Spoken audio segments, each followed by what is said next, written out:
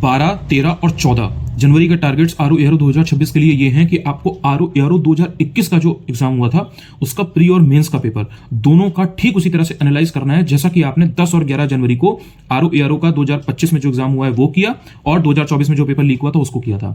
यानी कि प्री और मेंस 2021 के दोनों पेपर आपको ढंग से एनालाइज करने हैं और उनके क्वेश्चन के आंसर याद करने हैं कि भाई कौन कौन से क्वेश्चन आए थे, इनका ये आंसर होगा।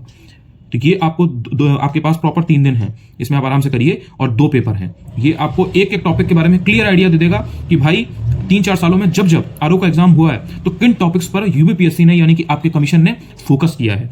और जब आप क्वेश्चन का आंसर याद करोगे तो ऐसा तो है नहीं कि सिर्फ क्वेश्चन का आंसर याद करोगे, थोड़ा बहुत उसके जो 1-2-4 इंपॉर्टेंट फैक्ट या पॉइंट है उनको भी आप पढ़ोगे क्योंकि वो भी एक्सप्लेनेशन में दिया होता है। तो ये आपको काम करना है। पूरे दिन में अगर आप 8 घंटे पढ़ रहे हो तो 3 दिन में 2 पेपर आप बड़ी कंफर्टेबली तैयार कर सकते हो। और जो भी उसमें से आपको मेन पॉइंट्स मिलेंगे जो आप सीखोगे वो तुरंत एक कॉपी पर नोट करते जाना, उसको ऐसे दिमाग में मत रखना, भूल जाओगे 4 दिन के बाद। रिवाइज करना पड़ता है चीजों को, शॉर्ट फॉर्म में अपना हल्का फुल्का नोट्स में लिख लेना कि अच्छा मैंने ये देखा कि ये टॉपिक बार बार पूछा जा रहा है, फाइनेंस कमीशन बार बार पूछा जा रहा है, क्लाइमेट चेंज के ऊपर पूछ रहा है, इकोनॉमी में स्कीम पर ज्यादा फोकस कर रहा है, स्कीम में भी 1960 से 2000 तक की जो स्कीम है वो भी पूछ रहा है और फिर 2014 या उसके बाद की जो स्कीम है उन पर भी 1-2 क्वेश्चन अक्सर बन जा रहे हैं। और जो स्कीम भी पूछी जा रही है वो ऐसे रैंडमली कोई भी स्कीम नहीं पूछी जा रही है, स्कीम में भी कोई अगर इंपॉर्टेंट स्कीम है जिसकी कुछ वैल्यू है तो उसी के बारे में पूछ रहा है। ये सारी चीजें आपको क्लू मिलने लगेंगे खुद ही जब आप पढ़ोगे और आपके दिमाग में ये चीजें लंबे समय तक टिकेंगी। क्यों? क्योंकि इसमें आप दिमाग लगा करके चीजों को समझ के पढ़ रहे हो, याद कर रहे हो। आप सिर्फ टाइम पास के लिए नहीं पढ़ रहे हो, आप इसलिए नहीं पढ़ रहे हो कि आपका 10 दिन बाद एग्जाम है, आप इसलिए पढ़ रहे हो क्योंकि एक्चुअल में आपको ये चीजें तैयार करनी है। क्योंकि जब आपका एग्जाम होगा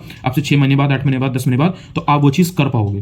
तो इन दोनों पेपर को ढंग से तैयार करो क्योंकि आरओ का पेपर 2021 में हुआ था, प्री मेंस हुआ उसका दोनों का, उसके बाद में आपका 23 वाला जो पेपर है वो हुआ 24 में और फिर 25 में पेपर हुआ। हर साल पेपर हुआ ही नहीं है, इसलिए जो पेपर हुए हैं वो एकदम क्रिस्टल क्लियर वे में आपको आने चाहिए कि इन टॉपिक से इतने क्वेश्चन आ रहे हैं, ये सब्जेक्ट ज्यादा इंपॉर्टेंट है, तो ये रिलायबल सब्जेक्ट है, इस पर मैं ज्यादा ध्यान दूंगा। तो ये चीजें आपको करनी है दोनों।